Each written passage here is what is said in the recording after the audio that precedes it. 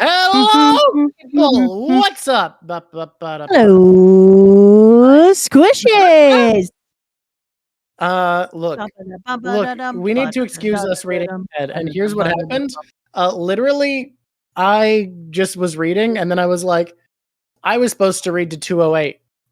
That's how my in my brain, I was supposed to read till 208. And then today my mom called and was like, hey, I accidentally read to 208. And I was like, shit, I did too. Fuck, I didn't realize until I don't know why. But the 6 looked like an 8 in my brain, and my brain was like, you should check again.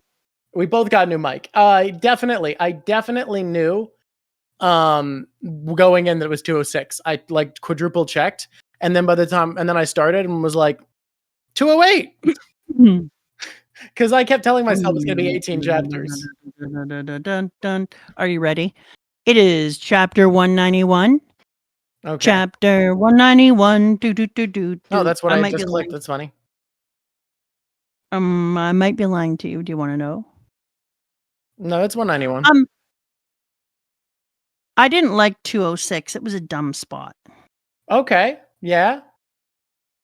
So I decided, F that. I didn't actually. I just really thought I was supposed to read to 208. Oh, the supernova was the cliffhanger we were supposed to end on? I just genuinely didn't notice. I just rolled. I just somehow in the moment I felt like I am positive I am supposed to read till a lot. Oh, this was what a lot of people called peak. I loved it. Don't get me wrong. Language was great. I loved language, but like, Haberfax. Oh, this is tough. Would I put it above spring? I don't think so. Oh, fuck. Should we get into it? Should we go? I am going to go corkboard crazy today. Today is a corkboard and a half of an episode. Yeah, both of us have some ideas. And then when we talked earlier, we were like, blah, blah, blah. And then Drawk went side questing. I've gone side in an opposite direction. Did you see the text I sent you? Probably not. Wait, what? Are you serious right now? Like oh yeah, the text? Yes, I did. I did see that text. I thought you meant right now. Yeah, of course I did, yeah. Did you see the Mesopotamian mythology? I did. With Gilgamesh? We got old buddy Gilgo in there. Yeah, dude. Gilgo Bagans. I'm feeling this Mesopotamia Gilgamesh bullshit. I'm telling you, I'm feeling my Abrahamic religion bullshit. I'm gonna come at it. Should we just How about we both do that? I was reading something that somebody said, and they were like, and they were like, you know what I like? I like it when people have chats about their things. Too many people just talk about the same shit together. Okay. I need to buy time for moment. Guys, today we have an announcement. And when we get to the plugs, we're going to announce our next manga project. I'm excited. I'm thrilled. We're all stoked-sighted about it. We are not stoked-sighted. We're stoked-sighted about our next project, and we'll announce that in the plug. All right, should we get started? Should we get rolling? Let's get going. Hear us out. We're starting with Juice. We need to go squeeze the juice. The Juice is here. She's a famous fencer. She reads fan mail. You know what's really weird about her? What's up? Everything. You find Juice weird? No, her in this round is really strange. Miss Julia? There's a couple of things I'm really enjoying. I'm enjoying that it's giving Fuuko a moment to like really get to bond with her when she's little, which is pretty cool because she has so much respect for her. And it's letting us see a version of juiz as Julia that is unfucking hinged. Like this chick was like, so a whole ass building fell around them, and rather than being like, oh shit, there could be dead people in there, she was like, okay, so now do we all want to admit that I'm just awesome? Was that the bad luck? That's all I'm going to talk about. I'm just going to ask you if that was the bad luck. Yeah, motherfucker, an entire building falling to pieces is bad luck. So I want to mention, like, I said in our pregame call today that I love that we get to see what Juice was like without untold millennia of wisdom and experience. And it makes so much sense with how she acted. Like that this unhinged gremlin monster is what she is like at base, like at neutral, without ages of experience. Yeah, because we met her for the first time when she's like straight out been, hey, they're sitting straight out been on the earth so many goddamn times that Yeah, because like the he was first just, time like, she looped, infected. the first time she looped, she started in the fucking dinosaur era. So like Yep. she has millions of years of life experience at the point that we meet her. So getting to see what she's like as a fucking just teenager is wild, and I loved it. Also, there was a couple of other things that I thought were weird. Like, why is she reading everyone's goddamn piece of mail? That's a lot. She likes her fans. Plus, she's Yeah, just no, like I like. she's just like a world-class fencer, right? So it makes sense that she doesn't have like I mean, apparently Oda reads all of his fan letters and he's fucking No. Oda. There's no way. Yeah. I read all mine, but my fans don't send me letters. Apparently Oda pays for a giant storage unit to Couple of keep them all in because he doesn't like the idea of throwing out something sent with such Are sincerity. you shitting my bacon? Yeah. You know, Yeah, no, that's he needs real. to be told about a really cool idea where after you read a letter, he should recycle it because I bet he has so much and that would restore the world's paper crisis. But also, if you burn a letter, there's an idea in 2 cultures that I know of that it returns the words and the good meaning. Well, in a lot of cultures, it also means disrespect, sign of disrespect, and burning, like explicitly meant to be a disdain. So who knows? Well, he should get a new culture, one that likes to burn. Jeez, okay. Look, I think Baby Juice is great. I think she's wonderful. She's doing a good job out here. She's fine, but she's very unhinged. Incredibly unhinged. Big fan. Her costumes are meh, and I mean, all she's worn so far is like a school uniform, which I mean, I don't like she's the British aristocracy. She's not allowed to have drip. She's only allowed to have fucking poise and elegance or whatever they care about. That's like me. Sure. Yeah. Yeah. Mm-hmm. Poise and elegance. You are the British aristocracy. Understood. I didn't want to tell you. I know how you feel about being aristocracy. I'm in chapter 190. You can join along. Okay. Could you make this one like look a lot like him? Because I need another realistic picture to put on a thing. What? I mean, I'll do my best, man. I'll do what I can. I have a thing I want to have a background on. I'll do what's up. I'm working on it. Go work on it. Hello, odd user. Oh, whoa! Don't get snippy, Drawk. Okay, I'm going into this because let's go into this. You're getting weird. There's one thing where she gets nearly eaten. Yeah. And that made me think like first you let the building fall on you, then you're like, tell me all the information I want, or I'm gonna let myself get eaten.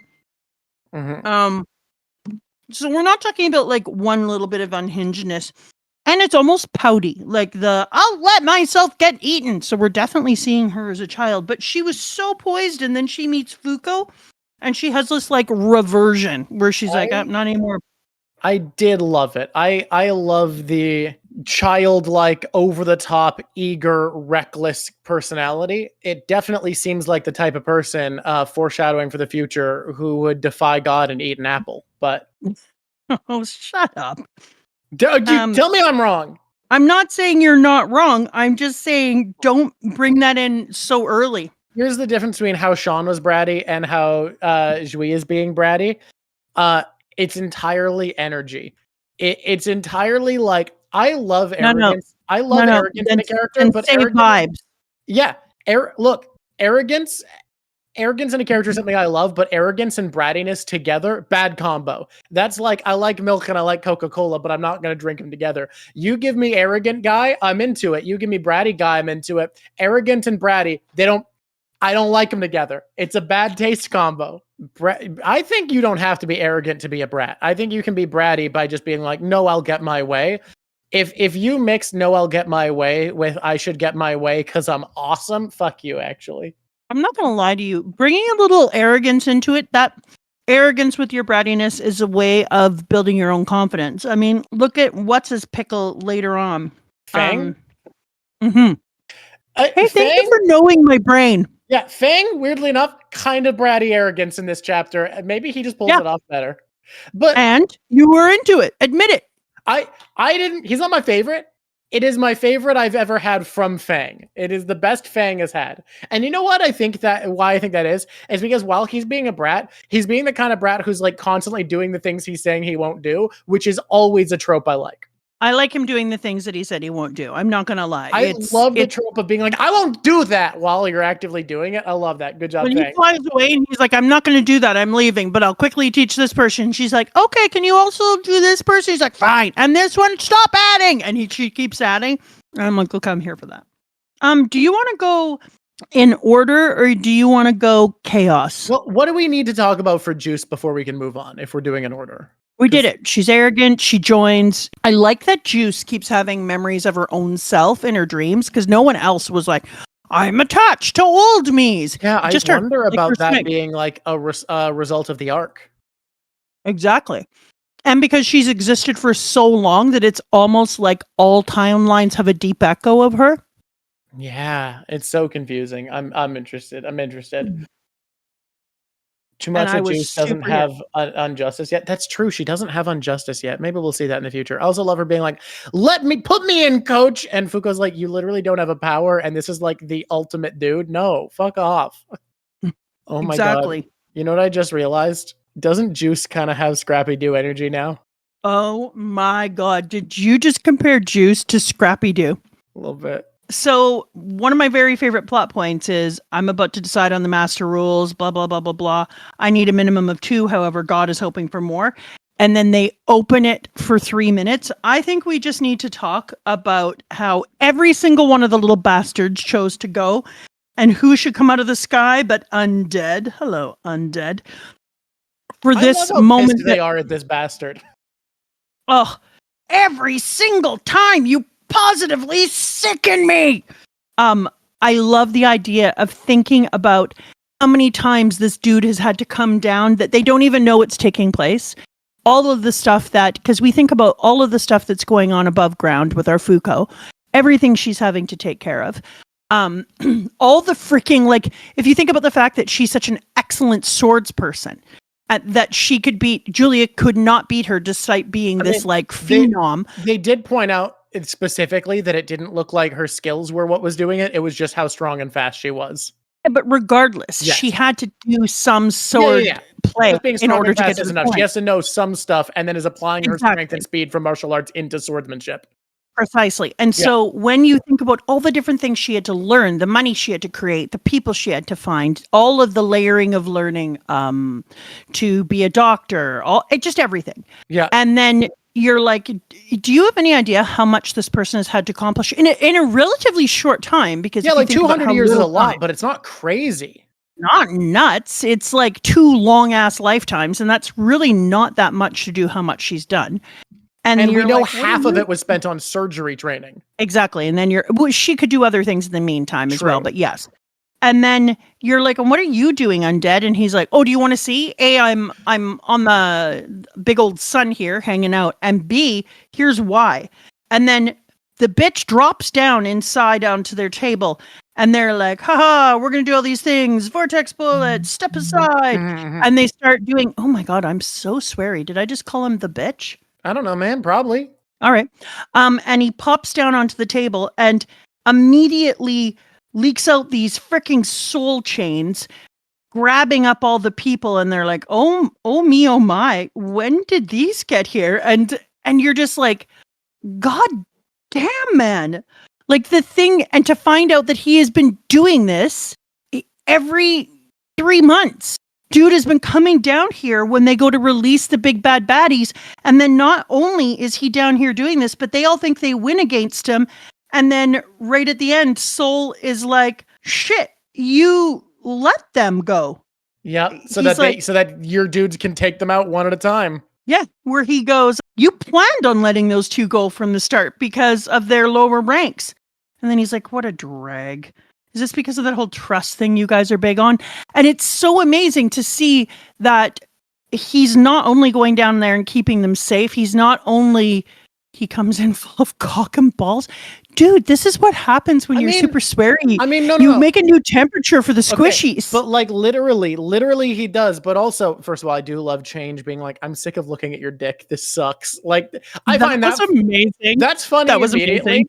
That's immediately funny. Because also it's change. So change saying I'm sick of something, like let's change this up. I was like, love that right away. And then when they were like, I'm sick of looking at your dick, I was like, that's amazing. Change is one of my favorite Uma so far. I think she's been great every moment. Every moment of Change has been hilarious. But also, Change can eat my armpit. one of my favorite things in media is when our good guys get to have boss music, when they feel like the bad guy terrifying the scrappy underdog villains. Yeah. Like, it felt like boss music. It felt like there was the fucking Dark Souls chanting, oh, as he like descends from the sky to kick the shit out of all these dudes. I won't Rafe's revenge. I won't do it. Eat my armpit, Change. So when he's standing there, you finally say to yourself, like, okay, you know what? You've got to just give it in. Like, Fuuko is doing shit. Fuuko is working hard for the money. Oh, great. Now I'm going to have that song in my head. But it's not like Andy is out here slouching around. Like, just think about what the world would have been like if he hadn't been popping down every 3 months with his wiggles waggling and taking care of business. And they hadn't seen this soul chain thing yet, so he has been learning and growing. And having Fuuko come and see him and touch him, I think, is a reigniting of his soul that has allowed him to kind of level up, like Gear 2, the same as everybody else. Because they literally said they'd never seen this before, and he had been fighting them, and suddenly he was able to fight them off that much harder and choose who got to go up. I want to point something out that I've realized here. We have just had it proven that soul-to-soul communication exists, right? Yeah. Fuuko needs to somehow come to understand and love love Sun, right? Love Soul. And Andy is a part of it. Andy has been testing his soul adjacent to Soul for billions of years. And deeply spiritually communicated with Soul, most likely, and is going to be the vessel by which we come to know him through Fuuko. I think that she'll be able to love Soul because of Andy being attached to it and having that connection 100%. Oh my god, and Andy being attached to, connecting, and representing Soul and coming with his being reborn with his apocalypse ties into what I'll talk about later so much. Holy fuck. Dude, I'm corking tonight. All right, but we've got so many corks to cork. There's a lot of bottles only out so there. Much cork we can cork. There's only so many corks you can cork. Okay, so that was the first thing that I thought was just like the GOAT. And let us like Andy in a very different way to think about like what he's been going through, how he has been connected, blah, blah, blah, blah. I wasn't super like Unstoppable was fine this time. I think I liked Unstoppable better in the last arc so far, but I'm looking forward to seeing. I feel like Unstoppable and Sean were just kind of there because they were. Or sorry, Unstoppable. I got confused. My brain broke. Yeah, Unstoppable. He's fine. I really liked him in the first arc. So yeah. It's interesting because there were some people who were all like, remember when they didn't like those people? And I was like, those people sucked. They're better now. People got built up now. And it feels like this is our first one who I really liked in the first go, who I was like, hey, yeah, he's good. He's fine. He's fine. Like, I'm not saying he's shit. I'm just saying he was already really good. So this was like, yeah, okay. It felt more like, and maybe some people might think that his story isn't as interesting now because it does feel similar to just any of his arcs as an Unstoppable. Yep. I mean, what's her name? Haruko Ishin. I know Ishin, but is it Haruko her real name? Haruko's intervention in his life as a lesson of like, hey, there are kind people who care about you. There are people who want your life to be better. Haruka.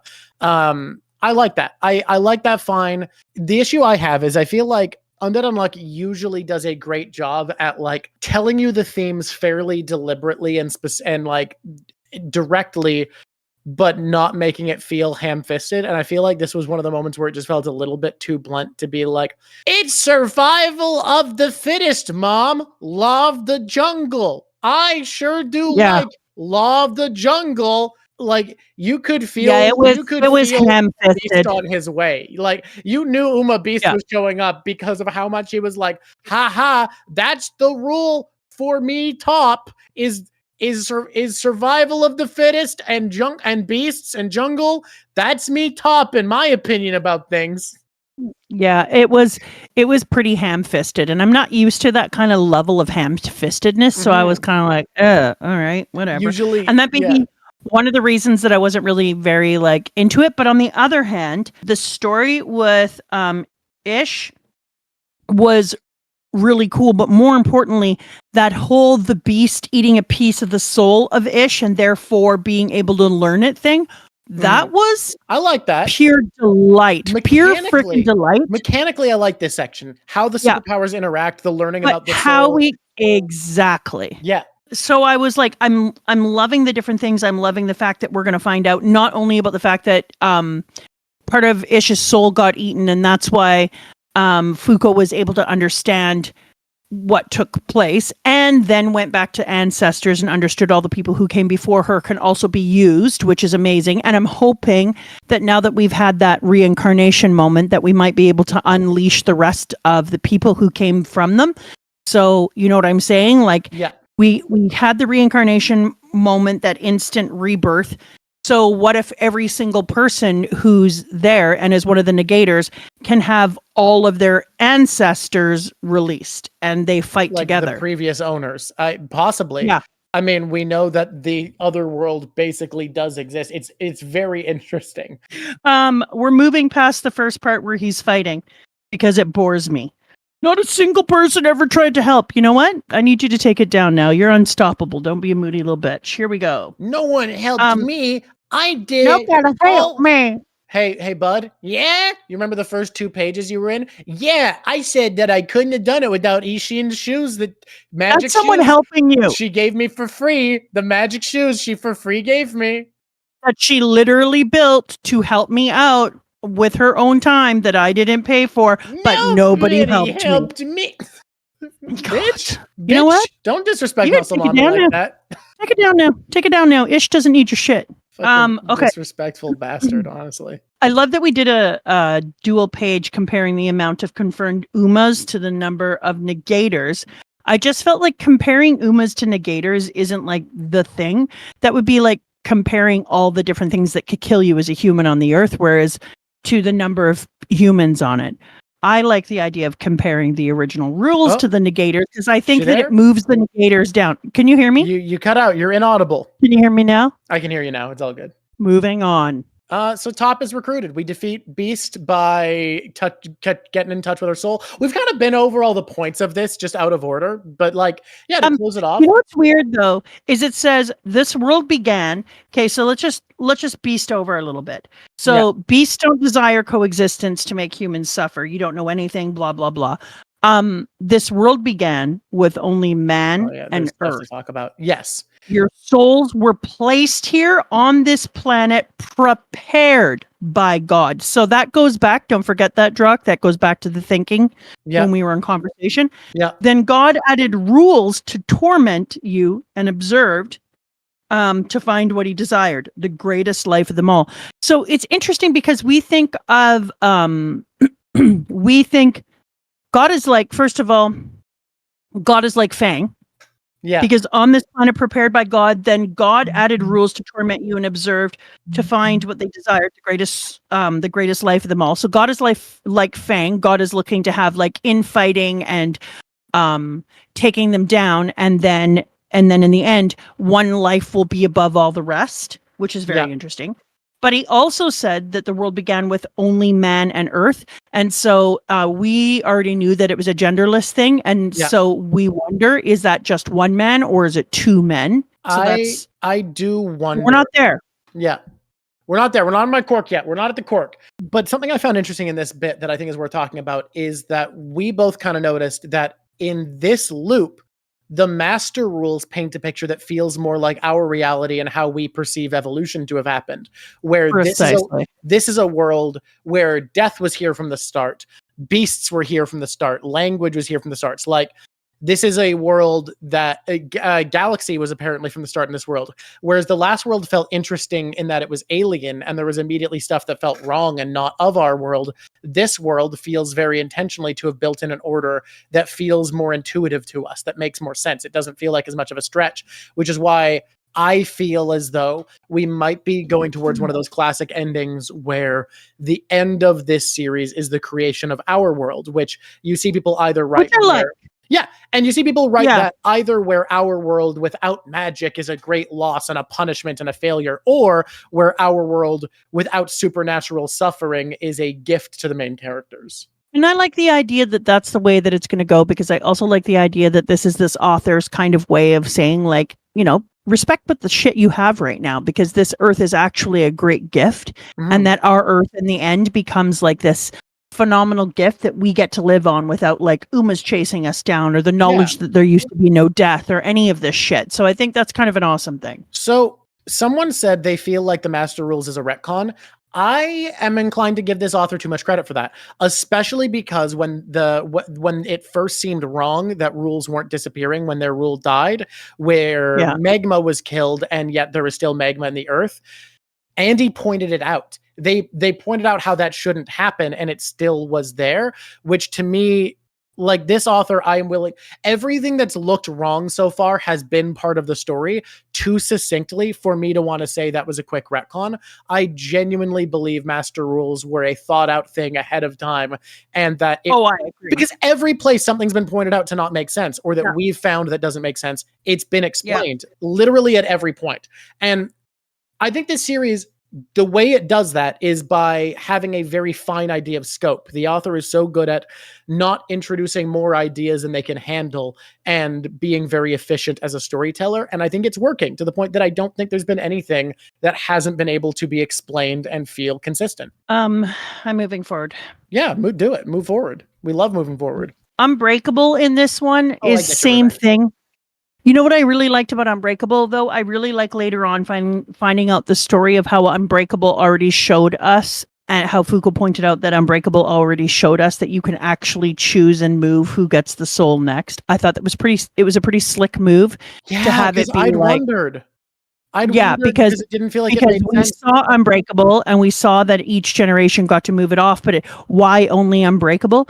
And I just kept being like, there must be something particular about the idea of Unbreakable that the negator skills are able to pass on, and then Fuuko eventually. And this is what you were talking about before with the idea that anything that we think isn't already planned out is planned out, because then suddenly they're like, yeah, we already were shown this lesson. Well, because I already thought that was weird with Monkey Man Shen also, that happened with Mai, but like now it explains, that makes total sense. And I had thought like it is exactly what you're saying. Another example of something that feels wrong actually being foreshadowing.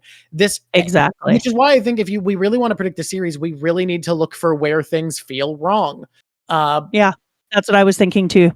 That's what the author had shown us, is that the author has said, anytime that there is a part within here where you say to yourself, and you're having to make an excuse for it, don't make an excuse. Instead, dig into that part.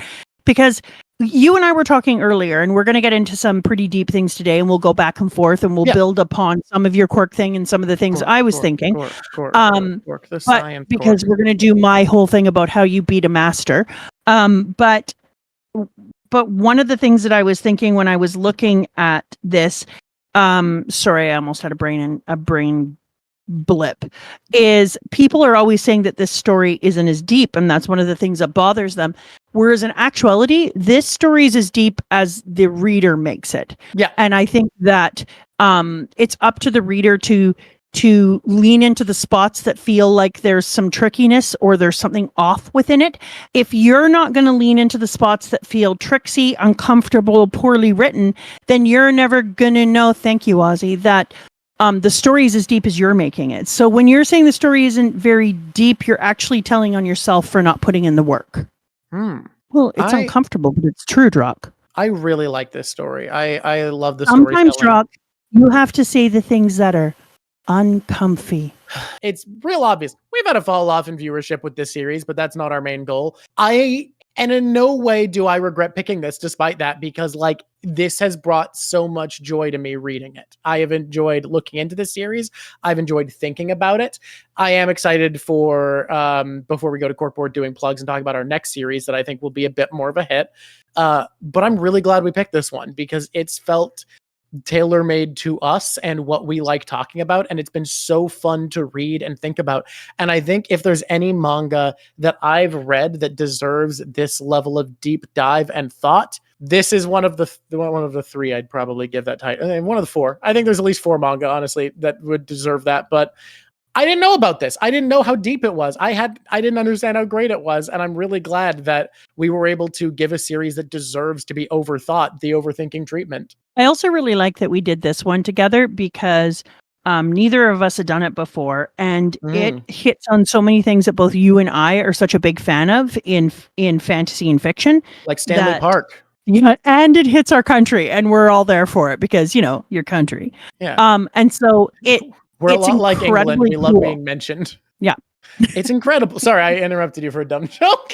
I had a really good time in this one because we were doing so much time in Soul Land and we were doing so much time in Soul Chains, which is why I think that you had to do this one. Land.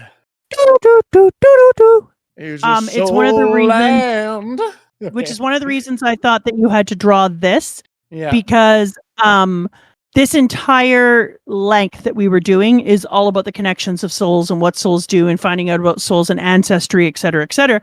So because of all of that, I think this was the appropriate thing. And to have Fuuko say that her partner taught her about Soul Link is really interesting, since Fuuko was the one that originally taught Undead about Soul Link, but she's giving all of the soul to him. Because as soon as he figured it out, he's been around for so long, he was able to put so many things into place.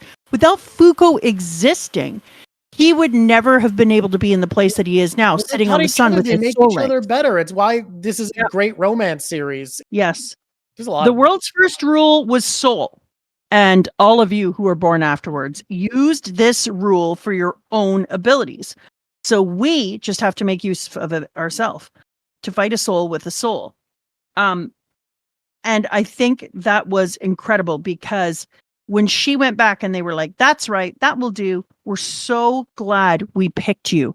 And how she all of a sudden understood, by the way, some of those people in her past life are adorable, but the one with the weird thing on his head and the big beefy dude, and then the dude in the top hat, when you look at the people, all of the different people in the past life, yes, but you can also see why she is linked in some way to some of the different characters that she's with and why she understands them. So let me pop off for a minute, a little quirky.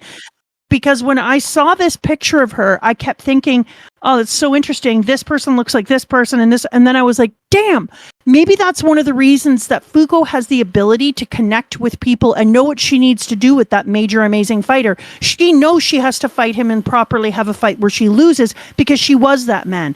And she knows what all the different people would those want. Aren't like reincarnations, but those are the people who had the power before and she's connected. No, they're the people who had the power before her. But it's just like the indigenous principle of your ancestors who came before you. They see you, they guide you, they know. And so with these people behind her, these ancestors of her own power, it almost feels like there's something in her that was already having a connection or a whisper or a ripple in time that let her understand truly these people in her life that she's trying to help, because she's more open to this soul idea, which is why she said why she said what she said to Undead that allowed him to be who he was.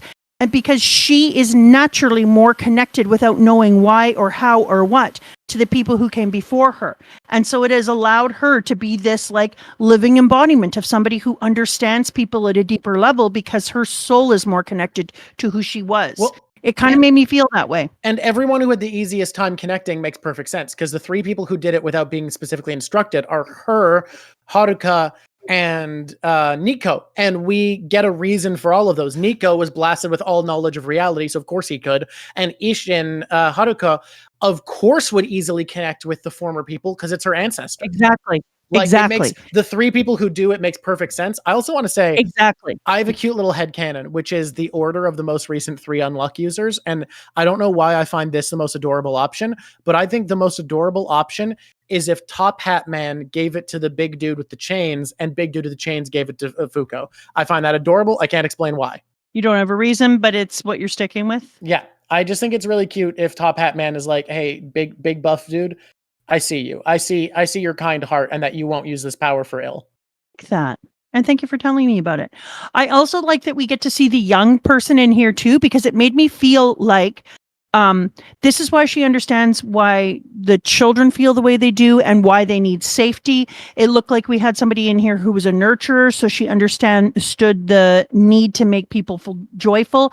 The top hat dude made me feel like she understood Juiz better, Juice or Julia better, because they felt more like that top hat dude than other people. So as I was looking at the picture, it started to make me think about how she and a few others have this like ripple in time that connects them to the people who helped before. And so then when she picks it up so easily, and they're like, I don't understand why she was able to pick it up so easily, because that's in here. And like you and I were talking about, which is why I'm mentioning it now, that whenever something feels a little weird, that's where you should lean into. So I think we may find out something later on, because it felt weird that people were like, why is she picking this up so easily? And he said, you caught on to them? Like Beast said, she cut off a piece of her soul and imbued it with unluck. And then he's like, they're like, that's amazing. How did you do that without touching it? And then Beast says, you caught on to them? So that's what I see it. That's why Unjustice entrusted the loop to you. That is something neither Unjustice or Undead could ever achieve. And in that case, playtime's over. And it made me think that ability to have empathy and that ability to connect with your souls of the past and to understand that dying isn't really a thing as long as you're remembered. And so the person in the now, as long as they remember the people who came before them, can use their skills, because you're only dead when you're forgotten. And so if she remembers them and everyone else remembers them, then they're alive. Oh my God, you just reminded me of something. I was reading late last night. I was planning on reading half of it last night, half of it today, but I got so into it I couldn't stop. So I read all of it last night and I was too tired to track a beautiful thought I had about Nico that you just got to. So I'm going to hope to remember this later, but it has to do with the idea of carrying people with you, of them not being dead until they're forgotten, which I think you can see how that ties in pretty easily. Anyways, to cut back to this, I also now want to talk about soul, S-O-U-L, and how we together pointed out that we are introduced to soul, S-O-U-L, right? Mm-hmm. And the parallel to S-O-L, soul, immediately before we have an arc that talks extensively about, like, creates a game where English words sounding like each other and translating Japanese things into English is specifically important and to be looked for. There is no world where there isn't an intentional connection between soul and soul when these are like, when he is the segue between these two moments. He is the glue between what we get talking about the power of the soul and moving into language's arc. So let me preface it with something so that we can get deeply into that idea. Yep. So when we were talking earlier, Drawk and I were having a conversation, and I said, I think when we were watching the Beast fight and how he linked his soul to all the other souls, and we were like, soul and soul feels like it's connected, blah, blah, blah, and all the things Drawk just said. Then we were saying, so what would it look like if what is a soul come from? Where did the gods get soul? And so we said, well, it would make sense that the gods would get the soul from themselves, that it would almost be a divine part of each living thing on Earth. Everything on Earth was given a soul. The rule soul came from the rule S-O-U-L came from the god S-O-L. And so that is almost a living embodiment of the god's soul. And that he puts of divinity in all living things. The spark of divinity, but everything has a spark of divinity of all living things. So I said it would be interesting then if, in order to fight against divine power, that everyone's spark of divinity or soul, if Fuuko got permission, if they all worked together to move their souls together to fight against God and to beat God. Which makes sense because in the language arc, we are explicitly shown, one person's soul attack can't damage one of these, but two working together can kill Luna. So we are being told that we are going to need the soul of multiple living things, perhaps all living things, to defeat the real soul in Luna. So then, if every animal, every person, everything with a life and a soul in it, lets their, I'm trying to think of another word for it, their divinity, that's what I'm going to call the soul inside of them, lets their divinity out and uses their divinity to fight against the divine, then that would be one of the ways that you could beat God. Yeah. And especially when we talk about how Fuuko then could empower that, and I'm going to call it this just to make Drawk laugh, that docking soul, when all the soul gets together and they dock together like in One Piece, and Robin would be very disappointed in it. Pirate docking soul. you're talking soul, then Fuuko could infuse that soul, that whole thing, with unluck to fight against God. Guys, even if it is sun in Japanese, remember the next arc talks about things being translated between languages deliberately and brings up English, Japanese, and Latin. And we have been using all of them to talk about the sun. Yeah. So interchangeably. And so that is a little piece there where there's an uncomfortable weirdness. So you lean into it, and that's kind of what we're doing again. Okay, so now talk about your thing, because it attached to that. Well, I just wanted here to talk about soul briefly. I want to go into my corkboard at the end. So after plugs, before closing segments. So I'll briefly talk here about, I love seeing Soul betting on this. I love the reveal that Soul was created by Luna. I think there's something to that. We didn't bring it up on stream, I think, but we'd previously talked about the idea we had that if artifacts were created by Luna and the rules were created by Soul, that the negators were probably created by both of them, that they had to work together to create negator powers. And I think there's maybe something to that if the first Uma was created, but, and this will come up later in my corkboard corner, it also got me thinking about the idea that perhaps if our first Uma was created by Luna, that maybe our first artifact was created by Soul. And I think I know what that artifact is, but we will get there in corkboard. Yeah.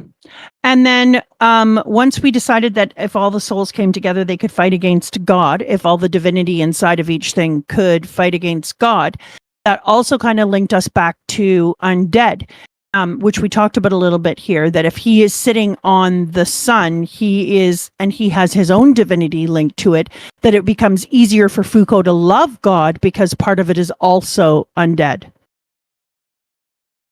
I just realized something kind of cute. Go ahead. Fuuko in her soul form looks exactly like Fuuko, right? Yeah. Which makes it kind of adorable how Andy's soul form looks like an old man. You said that, Rafe. Because he sees himself as someone, because he sees himself as someone who is, Andy sees himself as an old man who should be at the end of his life. He should be naturally dying. Fuuko sees herself as she is, and I love that Haruka sees herself as a child still. Like, she doesn't see herself as risen into her potential. And there's something cute about the contrast between the three of their personalities, where Fuuko fully sees herself as right in who she is. Andy sees himself as wrong, that he should be an old man or even dead. And Haruka doesn't feel like she's ready for this. It's interesting, too, because Andy also sees himself as an old man because he said that is the ultimate privilege. Fuuko's soul form has short hair, though. I missed that, but that's so true. That's what I was trying to say is Fuuko's short hair form shows that her soul is linked to the time that she met Andy and fell in love and got to be herself. And that she got to look the way she wanted because her long hair is something she has for fighting, not because she wants to be that way. It's about... And Andy's soul form is old because he sees growing old as the ultimate privilege of life. Oh, this is beautiful. What a beautiful story. All right, language. I like how they're going back and they're like, we need to tell these people right away. Oh my God, we need to tell them all about the soul. Okay, let's... And then, okay, no, not language. Chapter 198. Oh yeah, I do love soul being we need to put an end to this. Soul sitting with Luna and talking about it takes roughly 200 years of diligent practice to clearly notice souls, which is interesting because Fuuko has been alive on the earth for 200 years by this point, but she hasn't had diligent practice and she still can see souls. So that shows that soul link between her and her ancestors. Using your ability though, like that's connecting with your soul. Maybe that counts.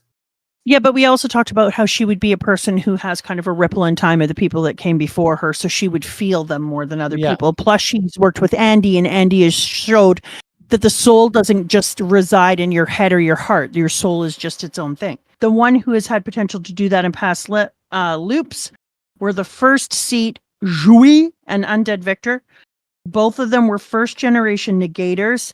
Since they had no predecessors, they had never had a chance to feel a connection with their soul. Because there was nothing before. Their soul is just blank. It is what it is. It was I mean, they predate the rules. Their mortal bodies existed before their souls did. That's fucking wild to think about, isn't it? Exactly. Like, literally, so that was a really they had soulless bodies at first. So it shows exactly why it was so important that Fuuko was born, because Fuuko was born and had to live and die and live and die. So she had many iterations of soul. So then there's the second generation first seat who eventually made her appearance as Fuuko Izomu. Her soul houses the souls of every negator leading up to her. And so finding that out in this chapter was marvelous, because it was a good reminder of, because when Juiz first picks Fuuko and we're like, Juice, what's up, man? Why are you picking Fuuko? Well, I know why you are, because she's cool and stuff, and she has a soft power. At that point, her power's changed. But like, what is the deep meaning? Juiz could see the need to have Fuuko because she could see Fuuko's had a greater attachment and ability to what's the word? Dip into, use the reason, access previous soul. That's what I'm going to use. Yeah. Access. Their souls were basically isolated from the world. Yes, dude. I love the reveal here about Juiz realizing, having finally put together the order of the Uma and understanding what needs to be done and being like, well, someone's got to be able to do this and it can't be me. Well, Fuuko. Dude, Fuuko's perfect. And we talk about this page 10 of 19 in chapter 198. You can. I'm not going to look up specific pages because I am drawing. You're drawing? I'm drawing out here. I'm drawing even. Okay. We're sitting on the moon. Yeah, and Luna's sitting there. Scene. Soul is looking. Earth is off in the distance. You raised them to be that way, didn't you? Raised? No, I simply seek the greatest form of life. That's Sun's goal. Yeah, but yours is different. Sun created the Umas, and you created the artifacts. But this world's first Uma, that is me, wasn't created by Sun. It was you, wasn't it, Luna? Why did you give birth to me first? Why did you grant people potential? What is your goal? I simply find all this more amusing. So you're hiding the truth, even from us. Well, whatever your reason, my course of action remains the same. Oh! So that's a difficult area that you and I should spend some time leaning into afterwards. Yeah. Because her goal being different from or I guess its goal being different from the goal of Sun is, and you can see Top spinning around the earth behind him, is so good. But also her deciding, like whether Soul knows it or not, he would need to be down there at the table with everyone. He is the first thing, and all of the rules can use him to their advantage. But it really feels like the person who benefits most from Soul would be people, because they lose people, they love people. It doesn't feel like when you watch Soul, he says, goodbye, Beast. And he basically just gives him a bye. If we win, we'll see you again. But he doesn't feel like he has that same connection. When a human loses somebody, they become distraught and horrified. They love them. They're so connected to them. And he lost Mr. Beast, and it wasn't nearly the same thing. And yet he's been with him for billions of frickin' years. And he's just like, if we win, we'll see you again. And it made me think then, that's interesting, because that would mean that Soul would have more strength with people who love or living things that love. And so if humans learn how to use Soul, and if Fuuko's entire arcs before we got to this one was all about how love is the greatest power, and we went over and talked about that, then it would seem that Soul in the hands of people who love would actually be way more powerful than Soul in the hands of rule. I like it. Oh, I also wanted to ask you, or talk to you about something that you pointed out, which is, I said an issue I had with the Beast arc was that Beast was not that likable. And you had an interesting observation. Do you want to go into that before we move on? Also, about how you think that's intentional, that we are supposed to so I by seeing Fuuko interact with something that she can't love. love. I think that in the when he said he didn't like it as much, and he felt like, he in all the other ones he felt like you like people, even not all the other ones, but after Spring onwards, I felt like there was an effort, and And it doesn't made. always feel on purpose. It is on purpose, but it doesn't Yeah. always feel like we're being forced to like them. It often just feels like it's the outcome of their actions and their connections. And I think the best version of that to me is either fighting Rip at the end in Ragnarok or language. Those are the two best examples for me of like not being forced to come to love our enemy, but coming to love them anyways. Add a straw hat now. I can do that. I can add a straw hat. But I said, I think it's very intentional. We're not supposed to like Beast, and we're not supposed to have anything redeemable about Beast, and yet Fuuko still wins, because we're trying to show how Fuuko is has strength in gaining in her ability, that she's still able to win against somebody that she doesn't like or has given her no reason to have love. And yet she still finds a way to use her powers against him, despite the fact that she doesn't like him. And I think that that's going to become very, very important. Like, is it easier to kill something when you like it? Sure, it would be. But it's really important that she learns to fight without loving first, because otherwise she become impotent. And so I think whenever the story does that work, that it's intentional, that we don't get to like him because it's mirroring how she didn't get to like him, and yet we still managed to beat him. Alrighty. Language. The straw hat is a center bar. I got an idea for how the straw hat's coming in. Don't y'all worry, folks. All right, what do you want to talk about with language? I really like this section. I think it's really good. It's not my favorite. It's not my favorite. Apparently people are really hype on it, but apparently this is also where a lot of people caught up, because this is where the manga was when the anime came out, which got people on board. I really, really like it. And the more I think about it, the more I like it. I don't think I'm in a Spring situation where I'm going to come to have a deep, deep love for it from talking about it here, but I think it's pretty beautiful. I do want to talk about something thematically that I really liked, which is imagination made the game more powerful. So obviously when Nico was given all information, Nico could get exactly what Nico wanted to say, because Nico had all of the words, right? Invited a curse of information from Apocalypse using the game, and had Unforgettable, so it had to hold it all. Now, the part that's more interesting is the imagination, and his argument for why he could perfectly imagine things going the way he thought they would was simple, because he was making gambles that it would go the way he thought it would. And the imagination came from faith, because Fuuko had put on all this effort to show them all that they could fight for a world where everyone was as happy as they could be. So there was this unshakable faith and belief that everything could and would work out because of what Fuuko had done. And I thought that was beautiful. But also what you talked about of, as long as you remember someone, they're not dead, comes into play. People don't die until they're forgotten comes into play so beautifully here, because they literally are able to be brought back because of how perfectly he can imagine them coming back, because they haven't been forgotten, because he's unforgettable. He was able to perfectly remember them and say that they should come back and bring their souls back, because of course they're not forgotten. They were people who were, on one hand, loved, and on the other hand, respected and tolerated by Unforgettable. And I think that's really pretty. That's really solid. It's one of those things where I feel like if it were earlier in the series, it would be blowing my mind. But like, the bar's high, guys.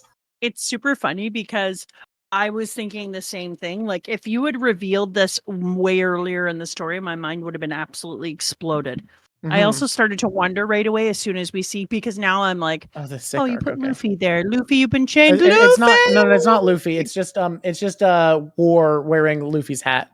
But we went through something, so I just want to talk about something, and then we'll go back to what you said, because it made me start to wonder. Oh no, I'll say what you said first.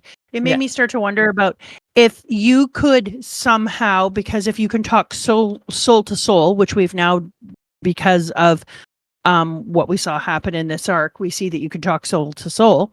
If you can speak from one soul to another soul, is it possible that everybody could show him, Nico, what all of their ancestors look like as a way of calling them back? I think you can only bring them back through the game, though, right? Like, that's why he was able to, because he said reincarnation, but it only worked because he could so perfectly imagine it working. But remember how I wondered if they could call them back themselves through their own soul? Right. You know what? And so if there's like a trick between them. I could see their previous lives coming back, but I just don't know if that's how it would happen, you know? I don't either, but it was just a thing I was thinking. Okay, so here's something that we need to talk about before we move on. Soul says, we are the entities who cause them torment, as well as the ones who get weaponized. That was what Umas are. They're starting to realize, no, they came to it unconsciously. In this looping world, there are 3 rules that one must wield. So 3 rules that you can use as a weapon.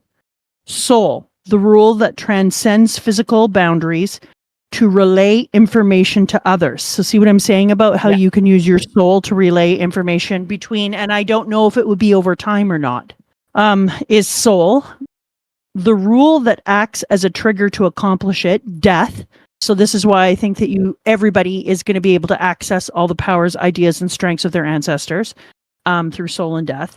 And then the rule that allows growth in those that accept souls, what souls have to offer, change. So I think it would be very, very interesting to see if everyone becomes awake. I'm going to call it awakened. Soul awakened. Devil fruit. Awakened.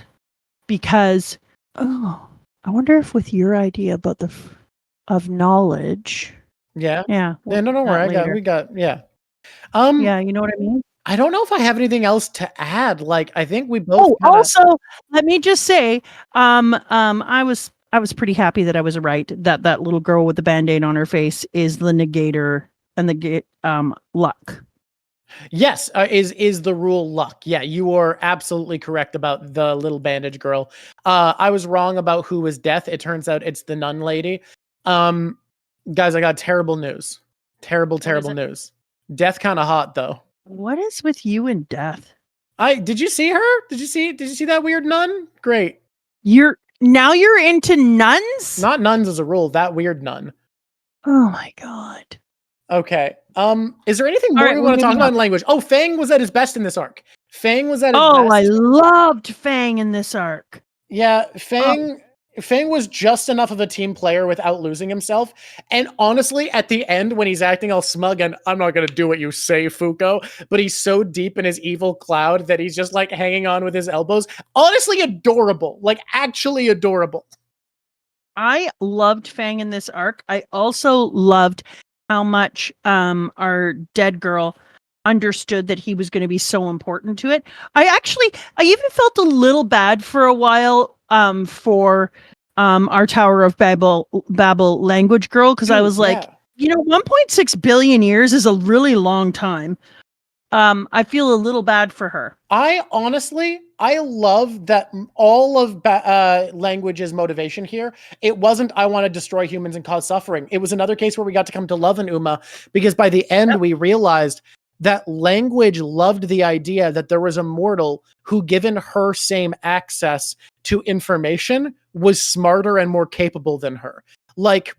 That, given her abilities, which is his abilities, basically, they both have the same sort of thing going on with having a pile of information at their fingertips. He was able to outsmart her, and she loved that and respected that and just wanted to appreciate this person again. It was this like, it was a freak in nature. Like, don't get it twisted. Yeah, I loved language though. I loved this this want to be defeated. Like, she wanted Nico to be able to beat her.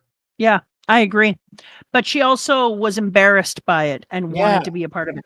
I love you more than ever. I'm taken bit. It's great. First of all, hey Nico, I don't know if you noticed, but this is a pro polyamory series now. You are actually allowed. It's not his vibe. I know it's not his vibe. I'm joking. He's got mono vibe for sure. We all know this. But more seriously, it really did feel like there was a platonic intimacy between language and Nico, and that was really interesting. I like that for you.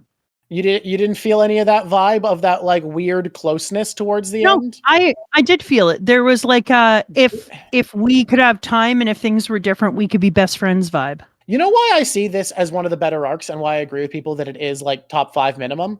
Okay. Language to me was Nico's spring. Oh yeah. I would agree. It was an Uma that he came to respect. He came into his powers to engage with. he came to appreciate more about his powers from this interaction. It came to introduce him to how deeply he can love in the same way as Spring did for Fuuko.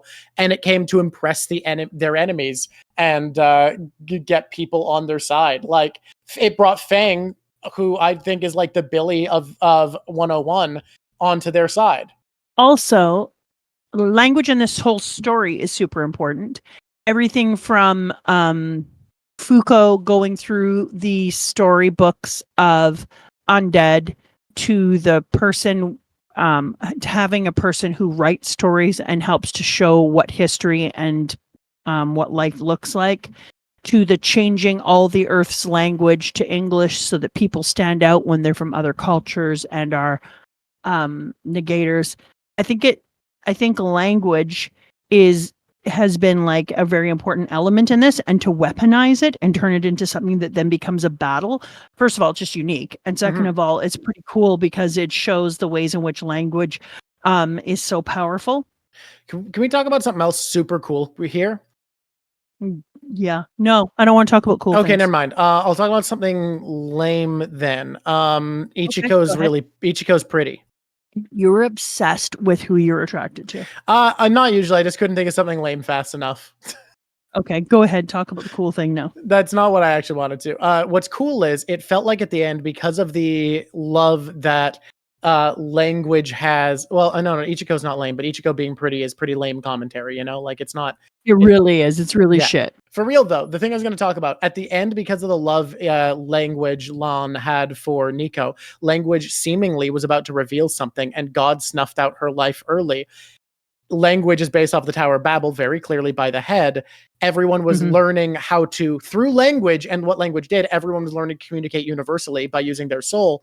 And they were and gained a bunch more information by defeating her at her own game, and were about to abuse the rules and her love of Nico to learn even more they weren't supposed to. And God evaporated her instantly.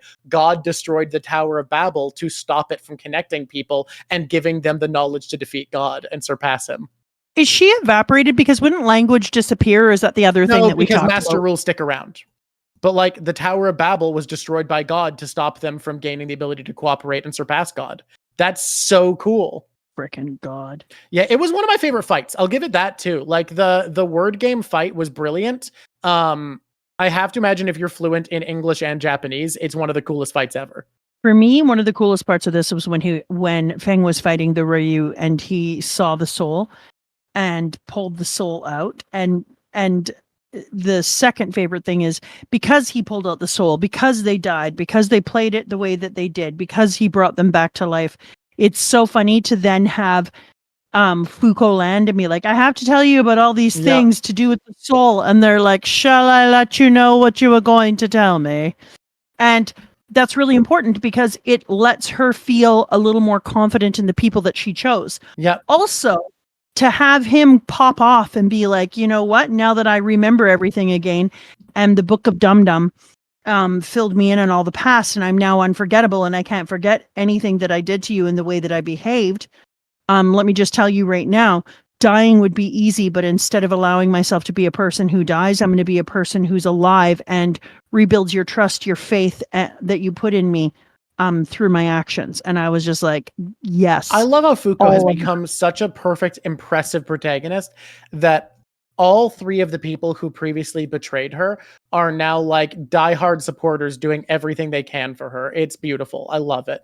Yeah, it was incredible. Because Fuuko because Fuuko was crushed by everything, and then they bring the souls back, and when she landed, I just kept thinking, I think the biggest deal is that she knew who to get first. Like, the amount of time she must have spent, because we talk about whenever Undead comes, how he's an excellent general. He knows how to match talents. He knows how to put people in the right place in the right time.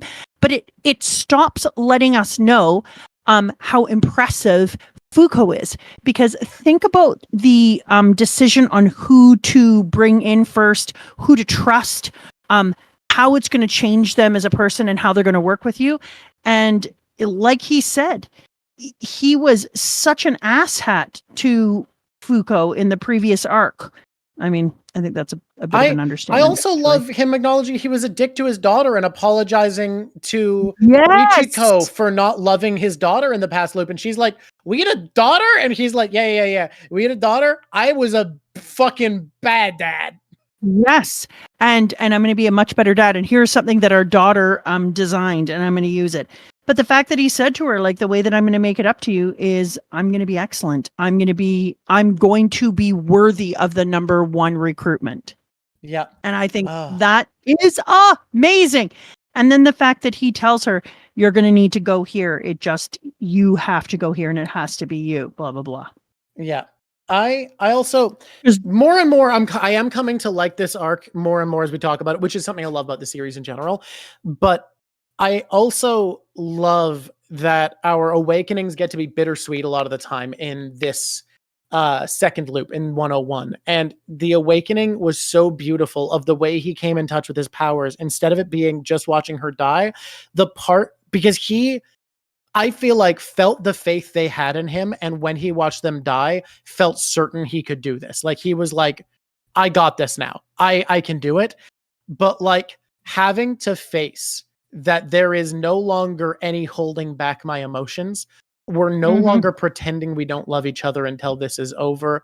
There's no more faking it. She is making the move and forcing me to acknowledge that I love her and that she loves me, even though we have made this agreement that until we're certain we will survive this, we're not going to. Like, there's something so nuanced about the feeling there. Will I finally apologize to Feng? Red, you gotta understand, the way we are with this series, we have acknowledged when we hate a character, we only hate them then. This series makes you love people. We're comfortable with despising people in the past. That's the way the author wrote them. I'm supposed to not like them. They sucked. Feng is embracing a lot of my favorite tropes in writing. I don't think you were here when I mentioned it, but I love the trope in writing of a person being like, I'm not going to do that as they do it. And he's doing it all the time. And I love that. It's adorable. He's fucking adorable, guys. I love it too, because Dr. Jack and I were talking earlier about how we are both people who, if you tell us to do something, we're like, well, I'm never going to do that thing now. It's oppositionally defiant, and Feng is a huge version of oppositionally defiant, and he is trying to push through his oppositional defiance to be helpful, and the way that he does it is, I'm not doing it, and does it at the same time. So he's saying that you can't make me. Like when your mom tells you to clean your room, or when your husband says like, oh, we should clean our room, and I was already cleaning it, and I told Dr. Jack, then I'm like, no, I'm done forever. We're going to have to wait days before I'm coming back here again. But meanwhile, Feng, even though he's so oppositionally defiant, just legitimately gets out there and does the thing while saying he won't do it. Oh, I have to say somebody that I think is so hot. Okay. Who's hot? So hot. Yeah. Not just hot. When you're going into chapter 208 and there's the colored part in the beginning, Rip might be the hottest thing this side of hotness. You're saying boy band Rip is it? He's not very boy bandy. He's not wearing a shirt. First of all, his outfit is perfect. He's J boy band. He's a boy idol. Yeah, but he's naked. He's just wearing pants. Yeah. Okay. Anyways, he looks great. Anyways, he looks fantastic. He is so hot. It's almost not even. It's not possible to believe how hot he is. It's also the look on his face and how into his music he is. We read a little ahead. You know who's hot as hell? Okay, who? Fuuko's mom. Really? She just looks exactly like freaking Fuuko. I don't know. She got like a really adorable vibe. I kind of like her deal. Hi there, YouTube. It's me, Mama Drawk. Let's start with this. Subscribe. Why? Because it's fun and you like to. And also, why else?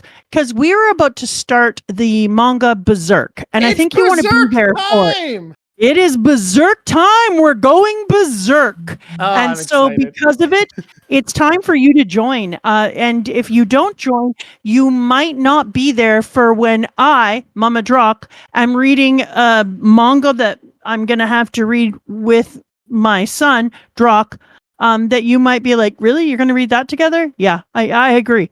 But we're doing it. We're reading the Berserk. Are you going to look up trigger warnings before each arc, or are you just going in fucking blindfolded? I've thought about this so much, and I've decided that since you and I are talking about it, I'm just going to make your dad's world really, really difficult and be like, no, oh my good. And then that's how I'm going to deal with it. So I'm looking forward to it because I think we're going to sink into it deeply, and it's going to go some places. But YouTube, we're doing it. Make sure that you come along for the ride. Subscribe so that you get the alerts. It's going to be, I have a feeling, quite wild. If you want to send us mail, and you want to send us letters or postcards, we still haven't got a postcard. I say postcard every time, hoping for a postcard will come out of the woodwork. I love the fact that we have like fans all over the world, and I love postcards because it always has a picture of the place that people are in. But if you want to send us something, you can send it to this here, which is over top of Undead's naked body. That's the address. Let it blink. And if you want to join us in Discord, we even though it's called Discord, there's a lot of accord in our Discord, and it's amazing, and you should come on in and have a chit chat. People have full things going on there, a whole separate life that we don't even know about anymore. Yeah. I'll be real, it's too big for me to keep watch. Oh my God, it's huge. And people watch things together. They talk, they build, they do everything. It's wild. If you want to say something directly to me, though, I will check pings. Never feel afraid to ping me directly. I'll get back to it. Pings. Yeah, I'm down for pings. Although after I freak that person out, I'm a little more careful about how I introduce myself to people randomly. I really freaked the crap out of a person. I still feel bad about it. And then, so that's Discord. Come and join us here at Twitch. Be part of the live show. You're missing some things. Like, I don't know if you know this. I have a swearing problem. Yeah, you don't know that. This is a long plug. If you're watching this on YouTube, you probably don't know that we talked about Gladiator dildo. All right, everybody. Oh, corking. It's time for some corking. You put the cork in it, and then you cork. I love that we're both the cork people now. All right, let's get right into it. We can't waste time. We've already been doing this. Let's go kitty corking. 2 hours. I thought it'd been 3 hours. We're fine. We're actually. It's a long time. We're making a really good pace. We're killing it.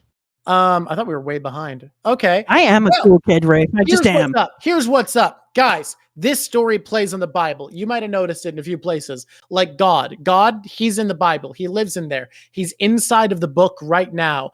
What does this have to do with my corking?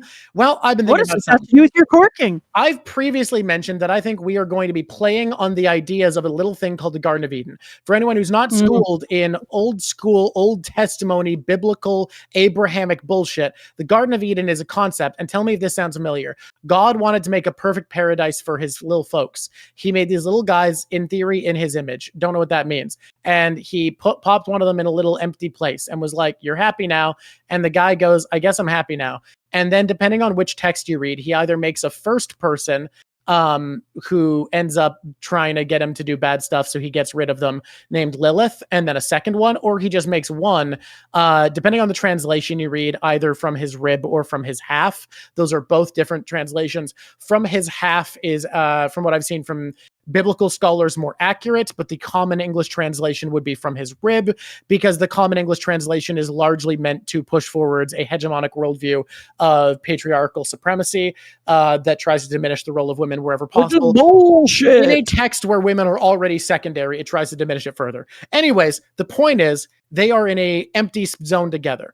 That to me feels a lot like the beginning of time, where the world was two mortal beings, sexless, genderless, in a world with nothing but them. Now, we have found out recently that while most Uma are created by God, Sun, Soul, who we will call Sun from now on for sake of simplicity, because Soul is going to come up a lot, I'm going to call him Spirit for sake of simplicity, just so that I can actually know what I'm talking about.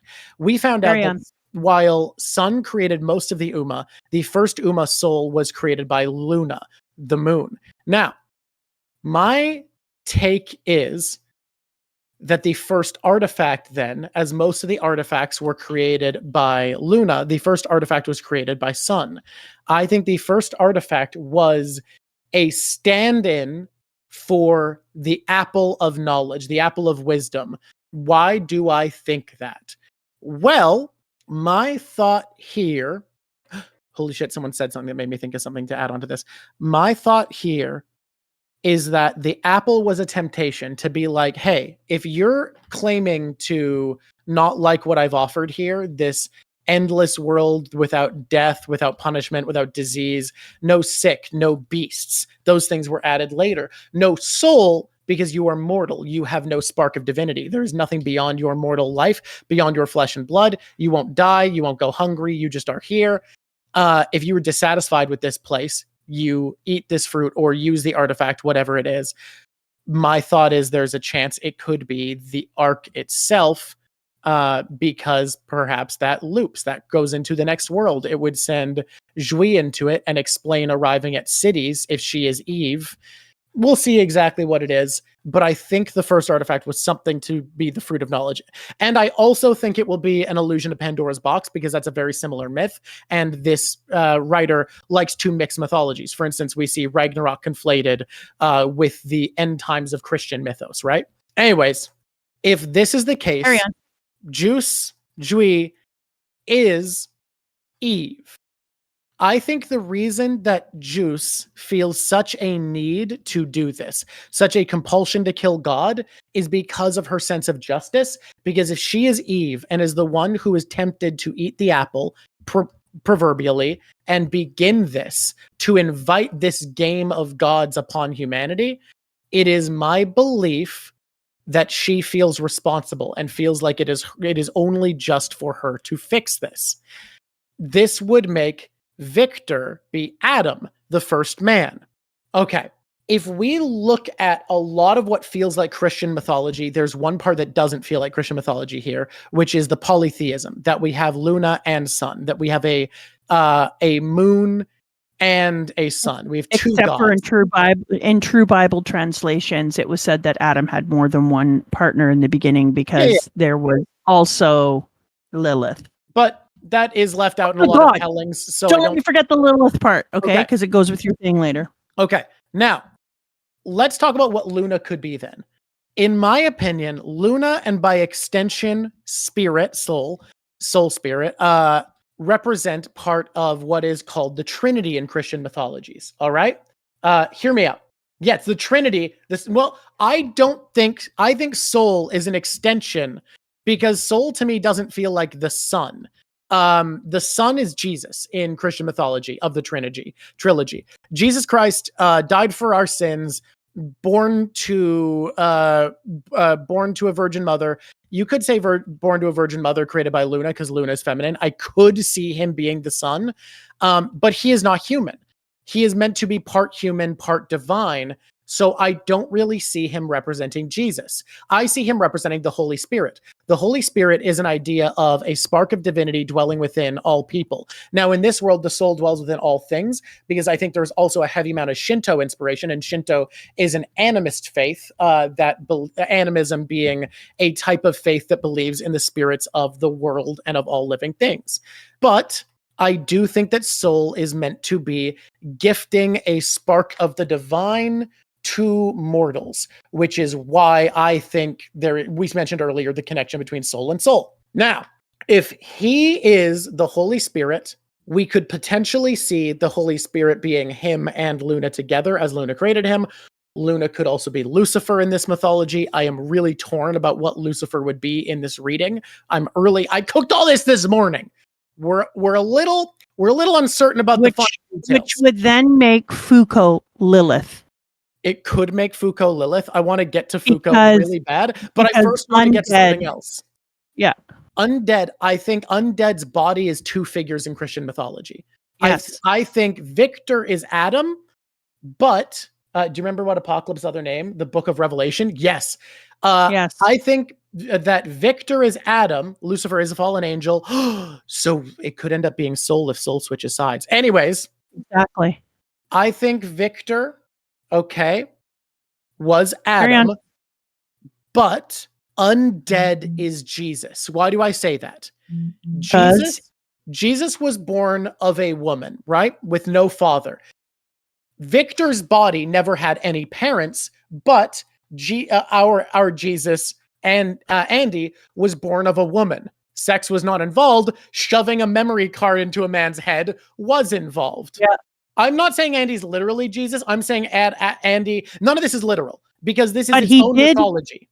He did rise again, though. Andy did die for our sins. What are you talking about? Will die for our sins because he did. He died for our sins. He died once. He is in the apocalypse and is now in He's eternal resurrected. torment, fighting the oncoming wrath of God, holding back our judgment. He is dying ad nauseum for millennia, literally dying for millions of years to save humanity from God's wrath and judgment. That is dying for our sins, and he is actively doing it constantly. And he was born of a woman and had no father. Yeah. And then on top of it, because Andy is two men, he is Juiz, Adam to Juiz Eve, and he is Lilith. Fuuko would be Lilith, and Lilith is a challenger. She challenges oppressors. She inspires feminine strength. She's the protector of the world. She represents freedom and equality amongst all people. And so then Lilith was cast down and made to look bad and made to look like the devil, whereas she actually wasn't. So then Fuuko would be like the devil figure who's fighting against God, so God oppresses. Now, this is all a very Milton Paradise Lost reading rather than a biblical 100%. Reading. Like, none of this is in line with like what a preacher wants an interpretation to be, but that makes sense because this is a series about killing God. Preachers don't want you to kill God. And when is Andy going to return? Andy's going to return when the apocalypse comes. Because Jesus figure. Yeah, he rise again. He returns on Judgment Day. The prodigal son will return with the son. Yep. Yeah, it's a pagan reading of the Bible, which has animist elements in it and has polytheistic elements in it. It also has like a Prometheus kind of moment where,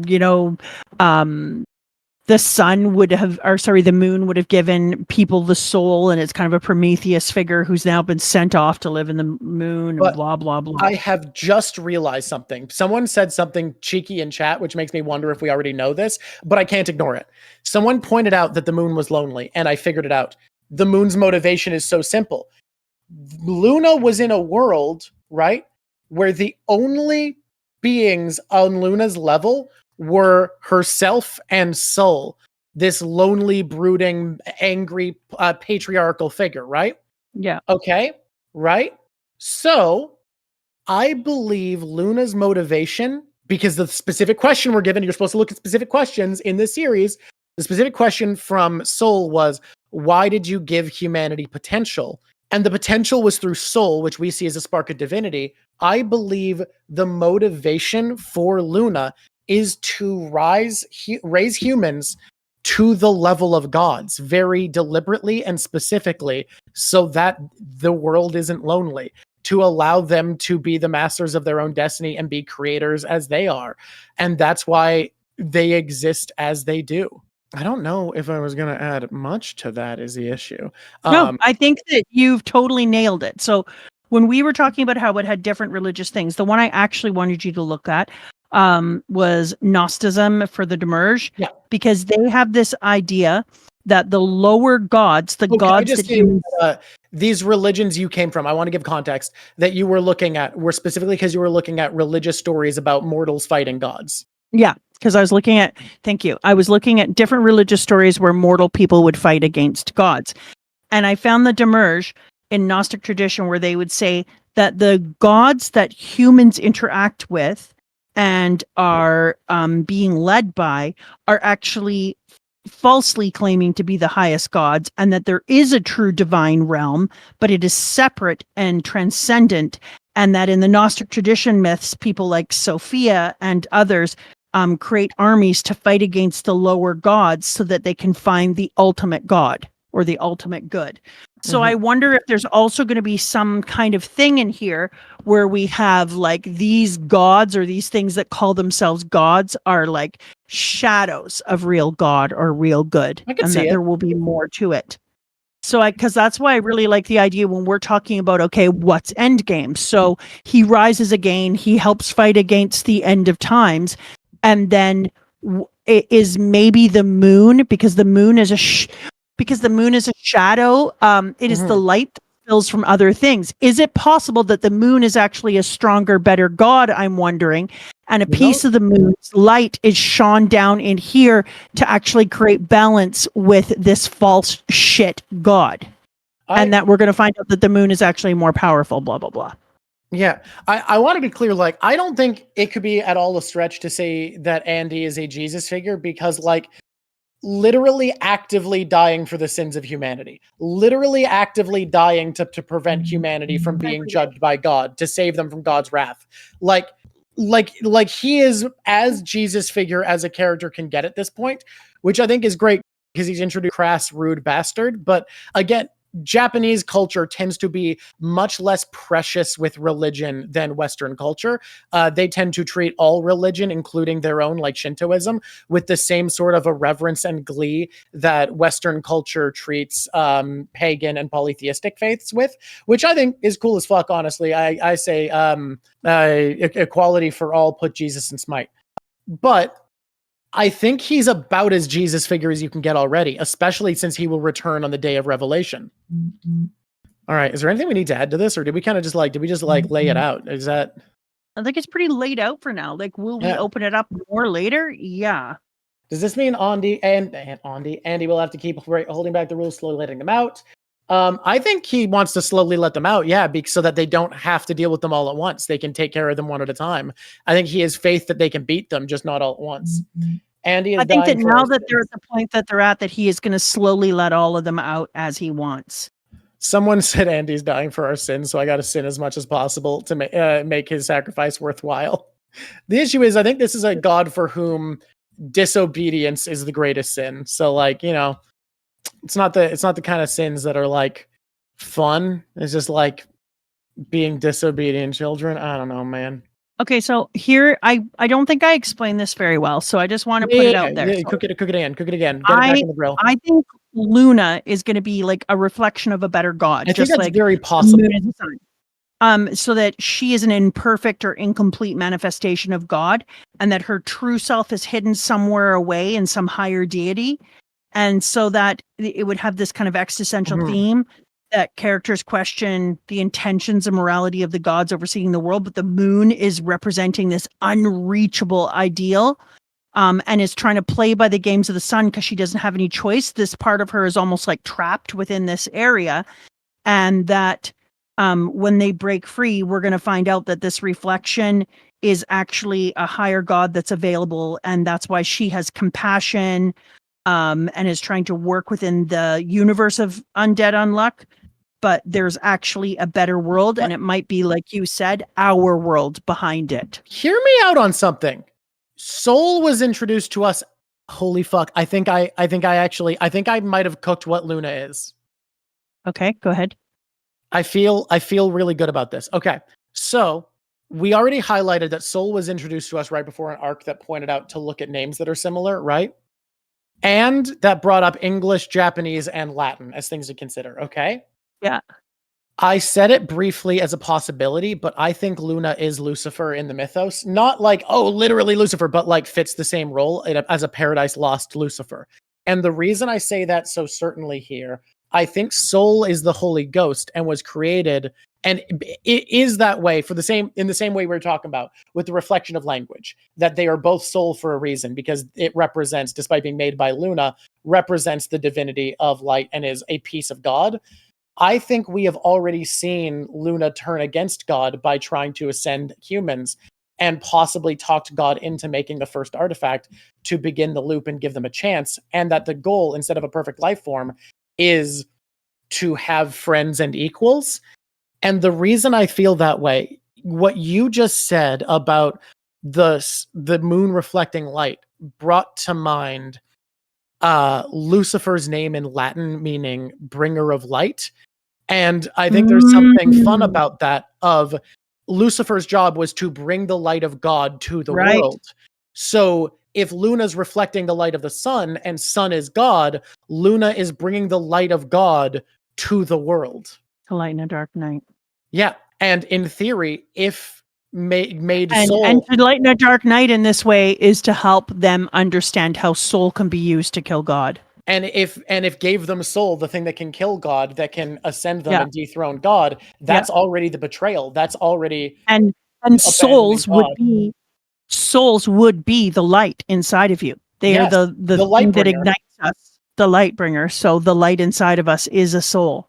I think Luna is Satan, and I think you're right that Fuuko could definitely. I want to say my other read. I think Fuuko as Lilith makes more sense. I'm on your side now, but I do want to say Yeah. what my thought about Fuuko was.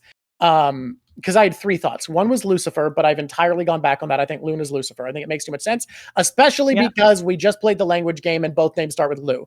I know Lu, she's Moon in yeah. Japanese, but again, we were told to invite Latin in the recent arc. I wouldn't even consider it if not for was it Shiroko? If it wasn't for that game, I wouldn't even contemplate that. But the game kind of informed us to think about language crossovers in a fun way. So, anyways, yeah, she's still Luna in Japanese, then I stick with it even more. I think she is the Lucifer figure, so I take that away. My other thought was that Fuuko represented humanity itself. Yeah. But I think in a way Lilith kind of represents I think Lilith represents humanity because the things that Lilith stands for are the things that make us intrinsically human. Yeah. So I think it can kind of be both, but I think you're right that a Lilith figure makes sense for what Fuuko is in the world. Yeah, I think that her being Lilith is also a great explanation of how you can have one man in love with two women. Yeah. Would she also be Maid Marian then? Not Maid Marian. Maid Marian? Maid what was the fucking prostitute Jesus was friends with? Magdalene? Just Mary. Mary? Just No. Mary Was it also Mary? Mary Magdalene, you're right. Mary Magdalene. Fuck, Mary. I got her confused with the Robin Hood lady. When Drawk was in grade 8, he got all angry.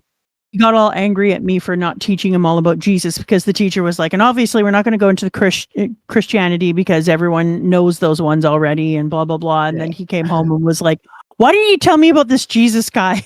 Look, like I'm not a believer, but I find religion fascinating, so I've tried to learn. Too, but I said that it was very important for you to make up your own mind and come to your own place with religion. Otherwise, it is just the transference of my beliefs to you. So I'm just using you as a vessel for my ideas, and that's bullshit. Yeah, no, I agree. I honestly hate how the conservative parenting movement, where the idea is your kid is your property and you should have complete reign over their life as your child dictator. chooses to be religion, they do it on their own, or you are indoctrinating, period. Yep. Like, y'all want to talk about grooming so much? Sheesh. Now, the difficulty is that religious people think that their child's soul will burn for eternity if they don't do it. So I get that they've been incentivized. That's the beautiful thing. That's the beautiful thing. If you say that and you believe that, and put that out there, that's the perfect fear to carry a religion on for all eternity and make sure that you have complete compliance. If you believe your child will burn forever if you don't, it's hard to judge people for doing it. Yeah, if I believe that, I'd be like, you need to believe in this. I need to make sure that we both eventually go up to heaven together. Yeah. And that's upsetting. It's difficult. As someone whose parents were raised on no religion, hard agree. Yeah, look, I'm a secular boy myself. I don't know if you've noticed. This can all be cut out. No. I think our cooking doesn't. But here's the problem. For some people, religion is a beautiful thing that actually helps is a gift to their life. But I just think that they should I have looked into and learned a lot of beautiful things about religion. I'm not a Reddit atheist. I'm not going to be all, yeah, you should feel bad if you believe in God or whatever. It ain't for me, because I think everyone would find it an insult if I participated in a church just to be there and benefit from the shared community, but had absolutely no belief in my heart. I think that people should have an option of having religion in their life because it can be so beautiful and it can be something that really helps them. And I could see why you would want to introduce. I just think that you have to be very careful to let people choose their life and choose their future. I think this, and not tell them how to have faith. Above anything else, the sense of community it gives you is just incredible, like in a practical sense. Like, I know somebody who's super unreligious. Can I just say this? This is a really amazing thing that happened recently. I have a friend who goes to church. I'm going to use that word. But it's church for non-religious people, and they literally get together and sing some nice folk songs. Dude, and then they talk about good stuff that's happening in the community. Everyone who comes there comes with a nice story about good things that are happening in the community. And then the person at the front talks about different philosophical ideas and asks people to consider their life through it. and then they hang out and have coffee, tea, and cookies, and then they go home. I briefly, because this is the detour episode and we're making good time anyways, I'm going to briefly say, first of all, that's fucking incredible. And I might get into that. That sounds great because I love the idea of a place to hang out and You're just on be the chill. island, and I said, like, there's no religion. It's just for people who aren't religious. They're looking for community and people to hang out with. I love it. But the thing I was going to say is, if you feel Reddit atheist pill, here's my reasoning, right? Pilled. I've seen people argue, but if you believe in utilitarian ethics and you believe in logic and reason and everything, you should be anti-religion because there's a brick wall in ethics where people will have an irrational commitment to something where they believe their sacred mortal soul is on the line and will act irrationally and do evil things and feel completely justified. And I used to believe that argument that that's why religion was inherently bad because it got people into loops of thinking that cannot be argued with. And what I've come to realize is we do not live in a world where the point we are at would have the average person who is non-religious acting rationally enough for that to make a fucking difference. People will justify literally anything to themselves anyways, that the difference in reasonability between a religious and non-religious person is almost nothing. And the only difference I ever find is the language they tend to use to justify the evil things they do. I would agree. Like secular people can be just as everyone can be nice, evil. everyone can be evil. So it's ridiculous. Like, I think that argument would carry a lot of water if people were all rational thinkers. And then we could say, hey, we should move away from religion because it's justifying evil in rational minds. But that's not what's going on. No. You know what I do believe? I do believe in putting your shopping cart back. And I do believe if you don't, you're a dick. No, yeah, absolutely. I think a neutral person always brings their shopping cart back. I think a good person occasionally sees a shopping cart someone else didn't bring back in a dangerous place. Person puts it in a freaking parking spot like an ass hat. Or just leaves it there. Yeah. Bring your parking, participate in society. Bring it back. There are a few things that make me believe that people are rotten jerks more than not taking your goddamn shopping cart back. Take your shopping cart back. Should we do closing segments for our last half hour show? I've heard about closing seconds, and here's what they are. Number 1, can you make his body redder? Like I'm working on it. It's red time now. Don't worry. Oh, thank God. Right now, we were just doing some render on the chains. I really want these chains to look nice. Yes. I feel like I agree. Angle on some of these chains looking real nice though. There's a big question we have. Actually, can we before we pick where people go? I want to face this is unconventional, but we break the rules all the time. That's our whole show. I want to face an unconventional question before we do this. Question is, all right. Even though Nico clearly did more and had more focus, does he get a combo with Ichiko or not? Because that's a real debate this time, and I'm not sure how I feel. I wish it was a clear-cut yes, because Ichiko has had a lot of screen time, but this was very clearly more a Nico thing than an Ichiko thing. Like, I don't think it comes across as sexist because this is he couldn't have done what he did without her thinking. If it's just a supporting role, does it count enough? Because here's my thing, right? I don't think it feels sexist because this is the first time I feel like we've had the lover woman be purely support. It's not like a trope this author uses. I think. But I would also disagree. She, like Rafe just said it, she is the one who summoned Feng. She made them sacrifice their actual lives to bring them back. She was the one who was putting out different words. They were having like conversation. Which is she's why, the one that's creating words of winning. But which is why I genuinely instinct in my heart, and I this is crazy, right? This is crazy. The instinct in my heart is, and who would think that this would have ever happened? Like last week, would you think this happened? I think Ichiko makes more sense being paired with Feng than Nico on the tier on the top 5. Oh shit! That feels more right to me. You should be able to say out in the world. I will agree. Can you imagine if we thought that last week? I will agree. No, Feng would have been in the bottom of my list. Ichiko and Feng as a pair? But you're not wrong. You're cooking today. You're just cooking. Because they were both playing support for Nico's story. It was Nico's story. They were both important. He couldn't have done it without them, but they were both the supporting pillars of Nico's story.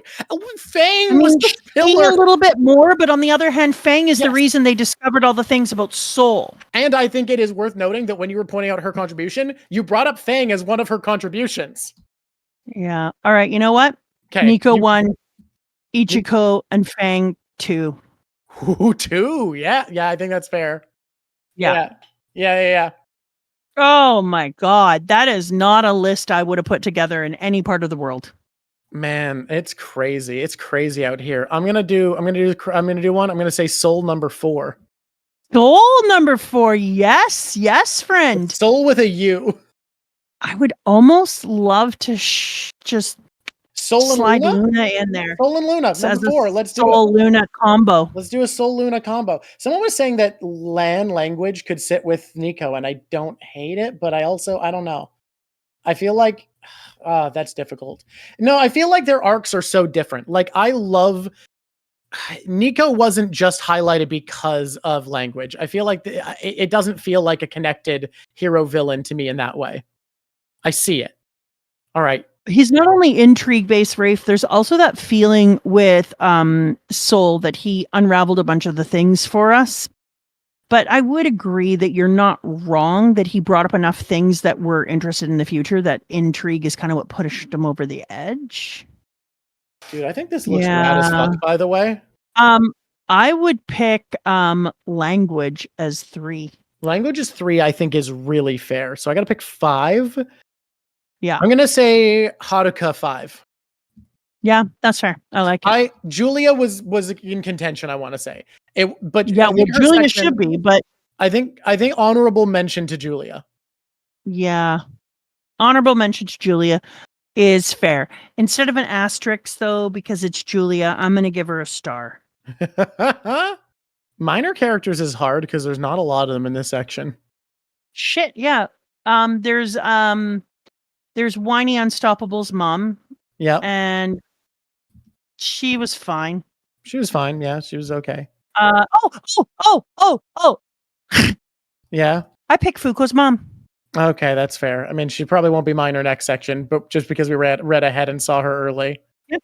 I'm calling her minor in this case because we read up to 208, and therefore I pick Fuuko's mom.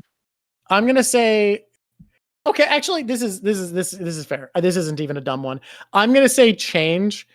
Because first of all, Change is always funny. I just feel like she's fucking great. But also, when we talked about One Piece, one of our big complaints that we had, and people were like, "Oh, why don't you?" was like we complained about some of the sexual jokes not being good. That's a funny sexual joke to have her just yell, "I'm sick of seeing your dick." Like it's really funny. Yeah.